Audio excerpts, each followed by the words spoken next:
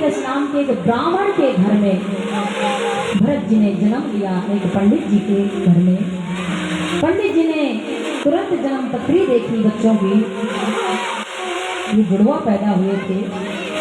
जब जन्म पत्री देखी तो ब्राह्मण बड़े प्रसन्न हुए कि मेरे कुल में, मेरे घर में, मेरे वंश में बड़ा तेजस्वी कोई महापुरुष जन्म लेकर के आया है। बड़े प्रसन्न हुए। धीरे धीरे समय आया, पंडित जी ने उनका नाम भरत ही रखा। अभी थोड़ा बड़े हुए तो पंडित जी ने एक कॉपी पर गायत्री मंत्र लिख करके दिया, बोले पुत्र इसे रट करके सुनाओ। भरत जी ने देखा और बड़े प्रसन्न हुए। सोचा आज पिताजी ने गायत्री मंत्र दिया है, कल ग्रह शांति मंत्र देंगे, परसों सत्यनारायण की कथा सिखाएंगे और परसों कहेंगे कि जाओ पुत्र यजमान की यहाँ कथा कर आओ।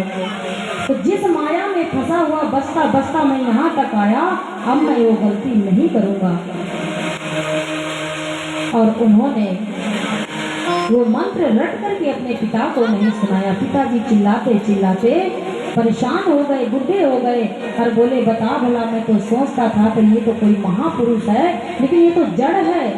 उनका नाम ही पड़ गया जड़ भरत। और पिताजी चिल्लाते चिल्लाते मर गए, लेकिन एक भी शब्द भरत जी बोले नहीं। धीरे धीरे समय व्यतीत हुआ। जब माता भी मर गई, पिता भी मर गए, तो भैया भाभी किसके होते हैं? किसी के नहीं होते। भैया भाभियों ने उन्हें घर से निकाल दिया। और जब घर से निकाल दिया, भरत जी का एक नियम था, वो किसी से कुछ भी नहीं बोलते थे। उनके सामने भोजन ऐसे डाला जाता था जो बचा खुचा जूठन जैसे एक कुत्ते के सामने डाल दें।